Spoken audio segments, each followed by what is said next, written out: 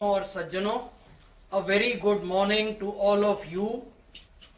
कोविड-19 vaccination कार्यक्रम के देशव्यापी प्रारंभ के अवसर पर राष्ट्र के नाम संदेश हेतु हम परम आदरणीय प्रधानमंत्री जी से कृपा पूर्वक आग्रह करते हैं।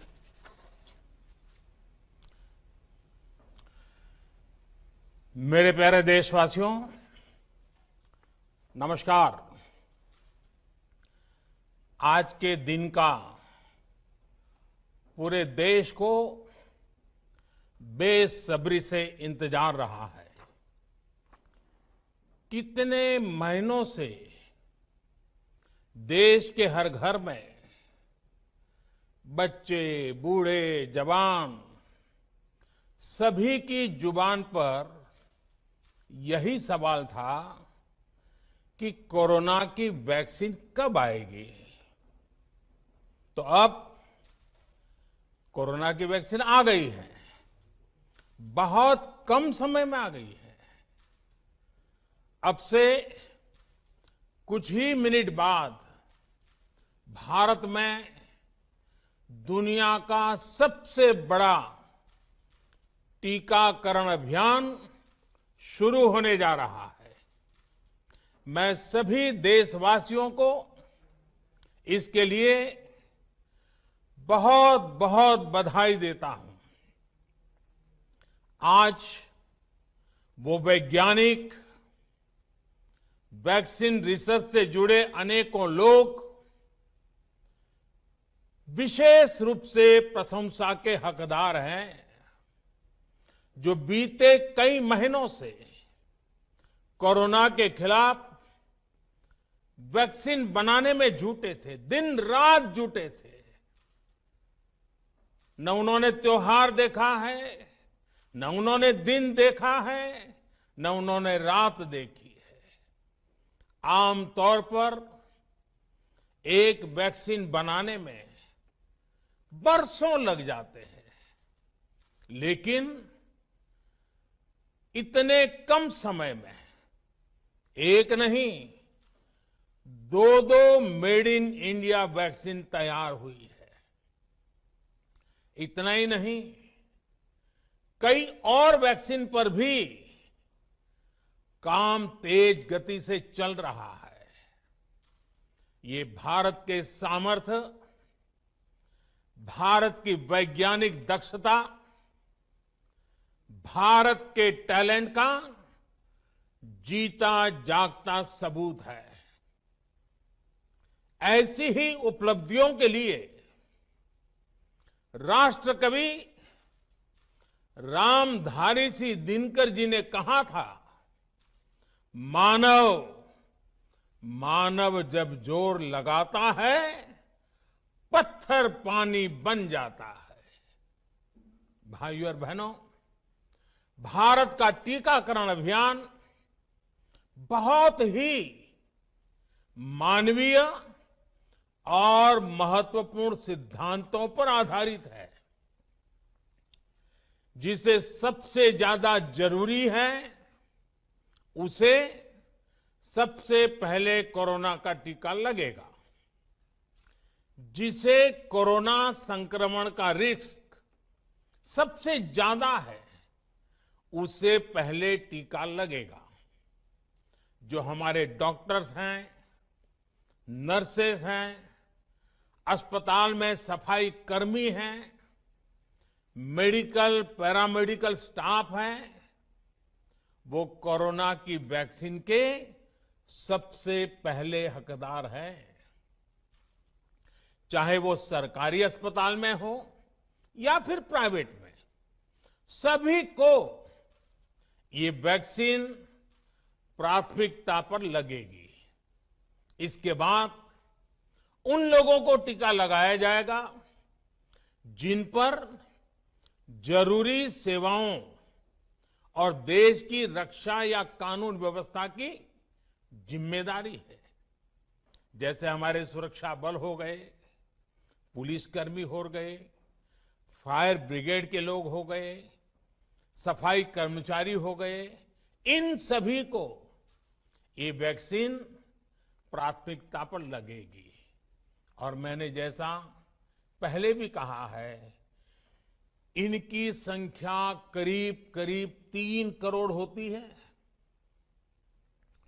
इन सभी के वैक्सीनेशन का खर्च भारत सरकार द्वारा उठाया जाएगा। साथियों, इस टीकाकरण अभियान की पुख्ता तैयारियों के लिए राज्य सरकारों के सहयोग से देश के कोने कोने में ट्रायल्स किए गए हैं, ड्राई रन्स हुए हैं। विशेष तौर पर बनाए गए कोविन डिजिटल प्लेटफॉर्म में टीकाकरण के लिए रजिस्ट्रेशन से लेकर ट्रैकिंग तक की व्यवस्था है। आपको पहला टीका लगने के बाद दूसरी डोज कब लगेगी, इसकी जानकारी भी आपके फोन पर दी जाएगी। और मैं सभी देशवासियों को ये बात फिर याद दिलाना चाहता हूं कि कोरोना वैक्सीन की 2 डोज लगनी बहुत जरूरी है। एक डोज ले लिया और फिर भूल गए, ऐसा गलती मत करना। और जैसा एक्सपर्ट्स कह रहे हैं, पहली और दूसरी डोज के बीच लगभग 1 महीने का अंतराल भी रखा जाएगा।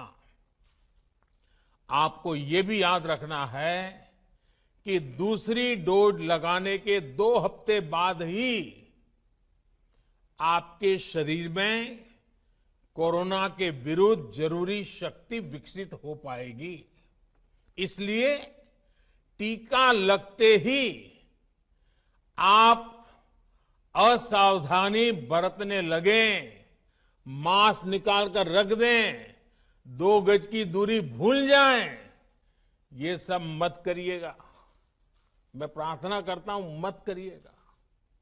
और मैं आपको एक और चीज बहुत आग्रह से कहना चाहता हूं। जिस तरह धैर्य के साथ आपने कोरोना का मुकाबला किया, वैसे ही धैर्य अब वैक्सीनेशन के समय भी दिखाना है। साथियों, इतिहास में इस प्रकार का और इतने बड़े स्तर का टीकाकरण अभियान पहले कभी नहीं चलाया गया है। ये अभियान कितना बड़ा है, इसका अंदाज आप सिर्फ पहले चरण से ही लगा सकते हैं। दुनिया के 100 से भी ज्यादा ऐसे देश हैं जिनकी संख्या 3 करोड़ से कम है, और भारत वैक्सीनेशन के अपने पहले चरण में ही 3 करोड़ लोगों का टीकाकरण कर रहा है। दूसरे चरण में हमें इसको 30 करोड़ की संख्या तक ले जाना है। जो बुजुर्ग हैं, जो गंभीर बीमारी से ग्रस्त हैं, उन्हें वो अगले चरण वाले चरण में टीका लगेगा। आप कल्पना कर सकते हैं, 30 करोड़ की आबादी से ऊपर के दुनिया के सिर्फ 3 ही देश हैं, खुद भारत, चीन और अमेरिका। और कोई भी देश ऐसा नहीं है जिनकी आबादी इनसे ज्यादा हो। इसलिए भारत का टीकाकरण अभियान इतना बड़ा है, और इसलिए ये अभियान भारत के सामर्थ्य को दिखाता है। और मैं देशवासियों को एक और बात कहना चाहता हूं। हमारे वैज्ञानिक, हमारे एक्सपर्ट्स जब दोनों मेड इन इंडिया वैक्सीन की सुरक्षा और प्रभाव को लेकर आश्वस्त हुए, तभी उन्होंने इसके इमरजेंसी उपयोग की अनुमति दी है। इसलिए देशवासियों को किसी भी तरह के प्रोपेगेंडा, अफवाहें, दुष्प्रचार से बचकर रहना है। साथियों, भारत के वैक्सीन वैज्ञानिक, हमारा मेडिकल सिस्टम भारत की प्रक्रिया की पूरे विश्व में बहुत विश्वसनीयता है और पहले से है। हमने ये विश्वास अपने ट्रैक रिकॉर्ड से हासिल किया है। मेरे प्यारे देशवासियों, हर हिंदुस्तानी इस बात का गर्व करेगा कि दुनिया भर के करीब 60% बच्चों को जो जीवन रक्षक टीके लगते हैं, वो भारत में ही बनते हैं। भारत की सख्त वैज्ञानिक प्रक्रियाओं से ही होकर के गुजरते हैं। भारत के वैज्ञानिकों को और वैक्सीन से जुड़ी हमारी विशेषज्ञता पर दुनिया का ये विश्वास made in India corona vaccine में और मजबूत होने वाला है। इसकी कुछ और खास बातें हैं जो आज मैं देशवासियों को जरूर बताना चाहता हूं। ये भारतीय वैक्सीन विदेशी वैक्सीनों की तुलना में बहुत सस्ती हैं और इनका उपयोग भी उतना ही आसान है। विदेश में तो कुछ वैक्सीन ऐसी हैं जिसकी एक डोज 5,000 रुपया तक में है और जिसे -70 डिग्री तापमान में फ्रीज में रखना होता है। -70 डिग्री। वहीं भारत की वैक्सीन ऐसी तकनीक पर बनाई गई हैं जो भारत में बरसों से ट्राइड और टेस्टेड है। ये वैक्सीन स्टोरेज से लेकर ट्रांसपोर्टेशन तक भारतीय स्थितियों और परिस्थितियों के अनुकूल है। यही वैक्सीन अब भारत को कोरोना के खिलाफ लड़ाई में निर्णायक जीत दिलाएगी।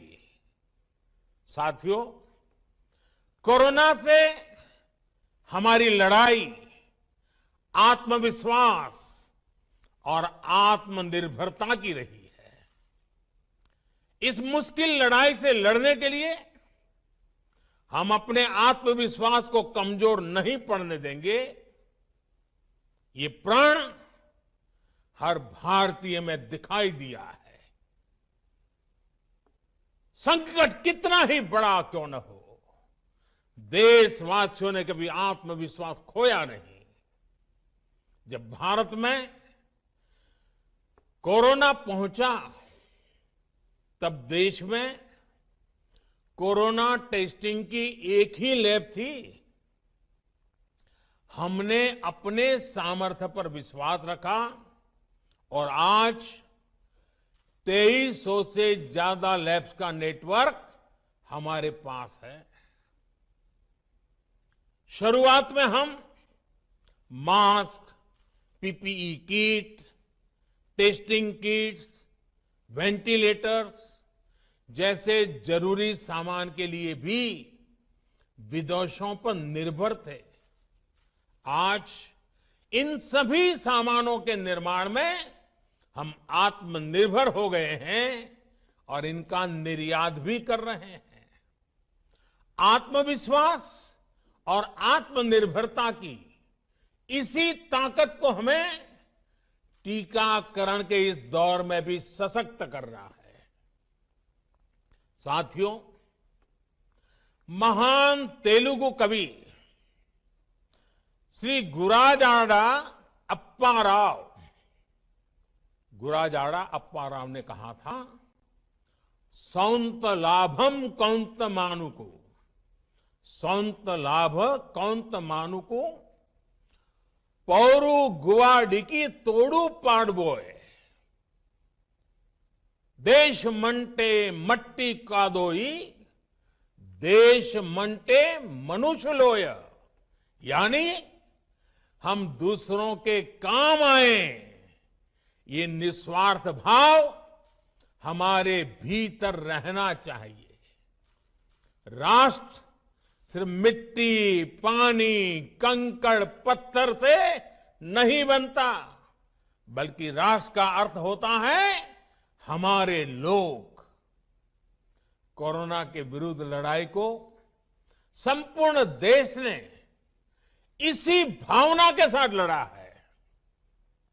आज जब हम बीते साल को देखते हैं तो एक व्यक्ति के रूप में, एक परिवार के रूप में, एक राष्ट्र के रूप में हमने बहुत कुछ सीखा है, बहुत कुछ देखा है, जाना है, समझा है। आज भारत जब अपना टीकाकरण अभियान शुरू कर रहा है तो मैं उन दिनों को भी याद कर रहा हूं। कोरोना संकट का वो दौर जब हर कोई चाहता क्या कि कुछ करें, लेकिन उसको उतने रास्ते नहीं सूझते थे। सामान्य तौर पर बीमारी में पूरा परिवार बीमार व्यक्ति की देखभाल के लिए जुट जाता है, लेकिन इस बीमारी ने तो बीमार को ही अकेला कर दिया। अनेकों जगह पर छोटे छोटे बीमार बच्चों को मां से दूर रहना पड़ा। मां परेशान रहती थी, मां रोती थी, लेकिन चाहकर भी कुछ कर नहीं पाती थी। बच्चे को अपनी गोद में नहीं ले पाती थी। कहीं बुजुर्ग पिता अस्पताल में अकेले अपनी बीमारी से संघर्ष करने को मजबूर थे। संतान चाहकर भी उसके पास नहीं जा पाती थी।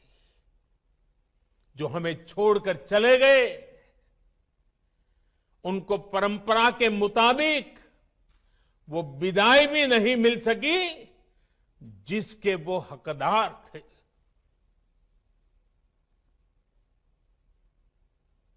जितना हम उस समय के बारे में सोचते हैं, मन सिहर जाता है, उदास हो जाता है। लेकिन साथियों, संकट के उसी समय में, निराशा के उसी वातावरण में कोई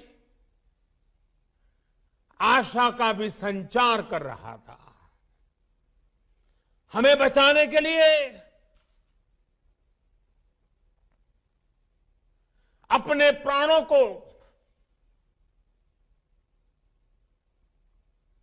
संकट में डाल रहा था। हमारे doctor, nurse, paramedical staff, ambulance driver, ASHA worker, सफाई कर्मचारी, पुलिस के साथी और दूसरे फ्रंटलाइन वर्कर्स, उन्होंने मानवता के प्रति अपने दायित्व को प्राथमिकता दी। इनमें से अधिकांश तब अपने बच्चों, अपने परिवार से दूर रहे, कई कई दिन तक घर नहीं गए।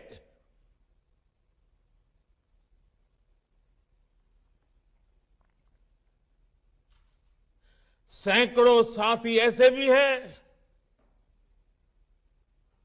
जो कभी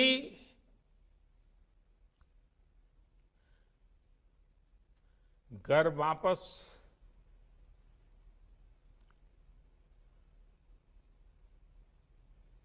लौट ही नहीं आ पाए।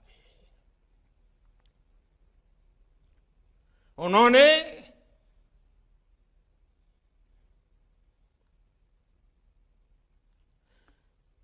एक एक जीवन को बचाने के लिए अपना जीवन आहूत कर दिया। इसलिए आज कोरोना का पहला टीका स्वास्थ्य सेवा से जुड़े लोगों को लगाकर एक तरह से समाज अपना ऋण चुका रहा है। ये टीका उन सभी साथियों के प्रति कृतज्ञ राष्ट्र की आदरांजलि भी है। भाइयों और बहनों, मानव इतिहास में अनेक विपदाएं आई, महामारियां आई, भीषण युद्ध हुए, लेकिन कोरोना जैसी चुनौती की किसी ने कल्पना नहीं की थी। ये एक ऐसी महामारी थी जिसका अनुभव ना तो साइंस को था, ना ही सोसाइटी को था। तमाम देशों से जो तस्वीरें आ रही थी, वो खबरें आ रही थी, वो पूरी दुनिया के साथ साथ हर भारतीय को विचलित कर रही थी। ऐसे हालात में दुनिया के बड़े बड़े एक्सपर्ट्स भारत को लेकर तमाम आशंकाएं जता रहे थे। लेकिन साथियों, भारत की जिस बहुत बड़ी आबादी को हमारी कमजोरी बताया जा रहा था, उसको ही हमने अपनी ताकत बना दिया। भारत ने संवेदनशीलता और सहभागिता को लड़ाई का आधार बनाया। भारत ने 24 घंटे सतर्क रहते हुए, हर घटनाक्रम पर नजर रखते हुए सही समय पर सही फैसले लिए।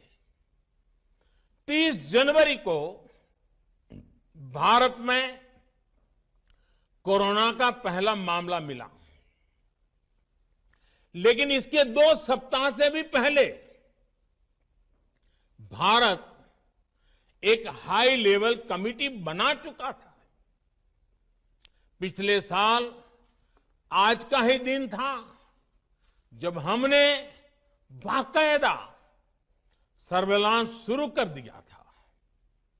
17 जनवरी 2020 वो तारीख थी जब भारत ने अपनी पहली एडवाइजरी जारी कर दी थी।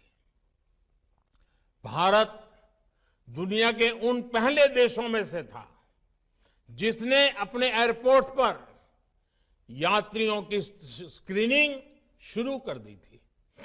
साथियों, कोरोना के खिलाफ लड़ाई में भारत ने जैसी इच्छा शक्ति दिखाई है, जो साहस दिखाया है, जो सामूहिक शक्ति का परिचय करवाया है, वो आने वाली अनेक पीढ़ियों के लिए प्रेरणा का काम करेगा। याद कीजिए, जनता कर्फ्यू कोरोना के विरुद्ध हमारे समाज के संयम और अनुशासन का भी परीक्षण था, जिसमें हर देशवासी सफल हुआ।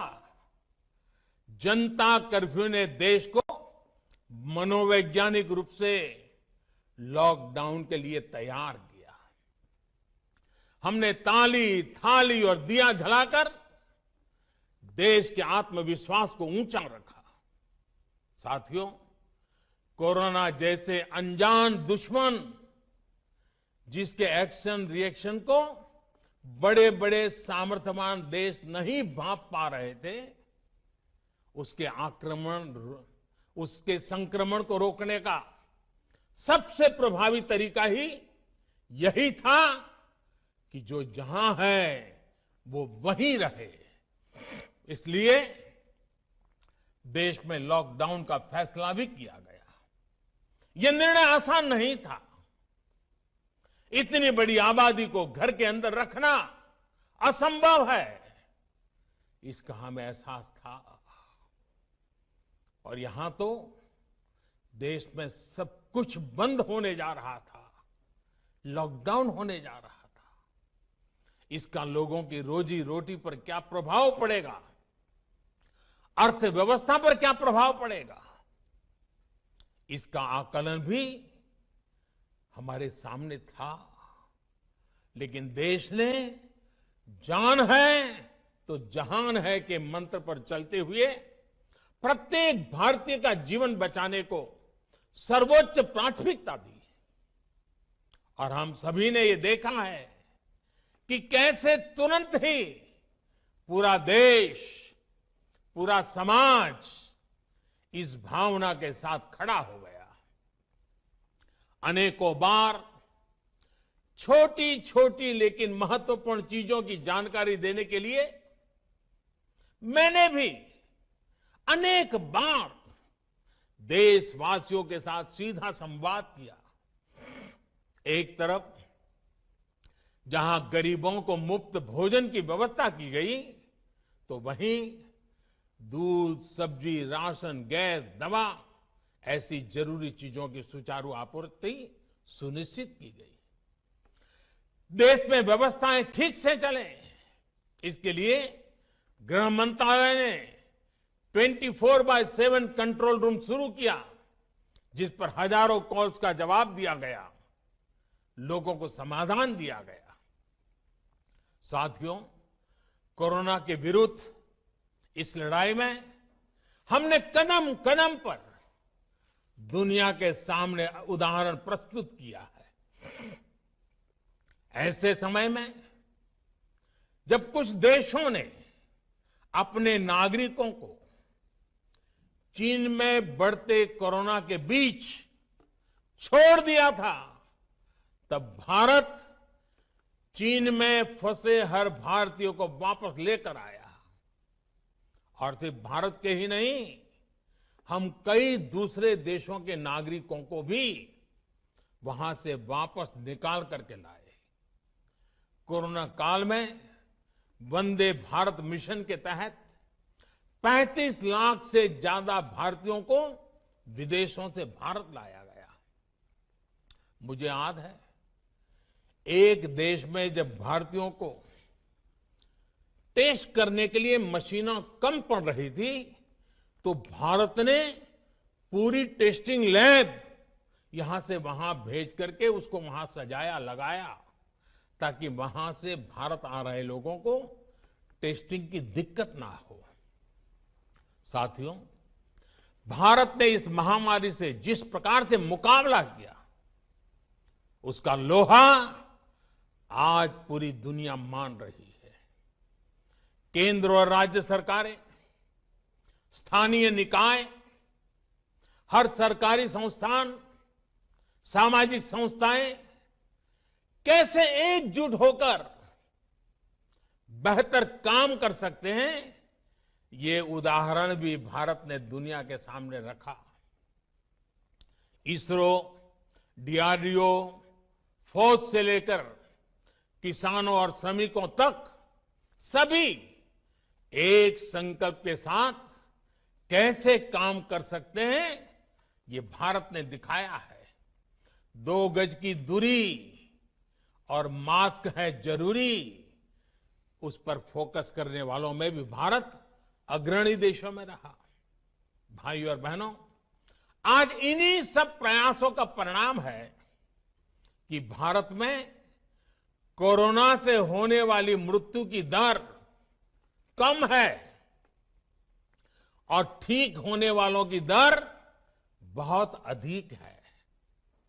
देश के कई जिले ऐसे हैं जहां एक भी व्यक्ति को हमें कोरोना की वजह से खोना नहीं पड़ा।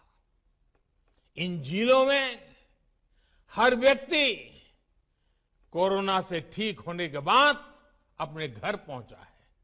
बहुत से जिले ऐसे भी हैं जहां बीते 2 सप्ताह से कोरोना संक्रमण का एक भी केस नहीं आया है। जहां तक कि लॉकडाउन के से प्रभावित अर्थव्यवस्था की रिकवरी में भी भारत दुनिया में आगे निकल रहा है। भारत उन गिने चुने देशों में है जिसने मुश्किल के बावजूद दुनिया के 150 से ज्यादा देशों में जरूरी दवाएं और जरूरी मेडिकल सहायता पहुंचाई। पैरासीटामोल हो, हाइड्रोक्सी क्लोरोक्विन हो, टेस्टिंग से जुड़ा सामान हो, भारत ने दूसरे देश के लोगों को भी बचाने की हर संभव कोशिश की। आज जब हम अपनी वैक्सीन बना ली है, तब भी भारत की तरफ दुनिया आशा और उम्मीद की नजरों से देख रही है। हमारा टीकाकरण अभियान जैसे जैसे आगे बढ़ेगा, दुनिया के अनेक देशों को हमारे अनुभव का लाभ मिलेगा। भारत की वैक्सीन, हमारी उत्पादन क्षमता पूरी मानवता के हित में काम आए, ये हमारी प्रतिबद्धता है। भाइयों और बहनों, ये टीकाकरण अभियान अभी लंबा चलेगा। हमें जन जन के जीवन को बचाने में योगदान देने का मौका मिला है और इसलिए इस अभियान से जुड़ी प्रक्रिया को, उस प्रक्रिया का हिस्सा बनने के लिए भी देश में वॉलेंटियर आगे आ रहे हैं। मैं उनका स्वागत करता हूं और भी अधिक वॉलेंटियर्स को मैं अपना समय इस सेवा कार्य में जोड़ने के लिए जरूर आग्रह करूंगा। हां, जैसा मैंने पहले कहा, मास्क, 2 गज की दूरी और साफ सफाई ये टीके के दौरान भी और बाद में भी जरूरी रहेंगे। टीका लग गया तो उसका अर्थ ये नहीं कि आप कोरोना से बचाव के दूसरे तरीके छोड़ दें। अब हमें नया प्रण लेना है। दवाई भी, कड़ाई भी। दवाई भी, कड़ाई भी। आप सभी स्वस्थ रहें, इसी कामना के साथ इस टीकाकरण अभियान के लिए पूरे देश को बहुत बहुत शुभकामनाएं देता हूं। देश के वैज्ञानिकों का, रिसर्चर्स का, लैब में जुड़े हुए सब लोगों का, जिन्होंने पूरे साल एक ऋषि की तरह अपनी लैब में जीवन खपा दिया और ये वैक्सीन देश और मानवता को दी है। मैं उनको भी विशेष रूप से अभिनंदन करता हूं, उनका आभार व्यक्त करता हूं। मेरी आप सबको बहुत बहुत शुभकामनाएं हैं। आप जल्द इसका लाभ उठाएं, आप भी स्वस्थ रहें, आपका परिवार भी स्वस्थ रहें, पूरी मानव जात इस संकट की घड़ी से बाहर निकले।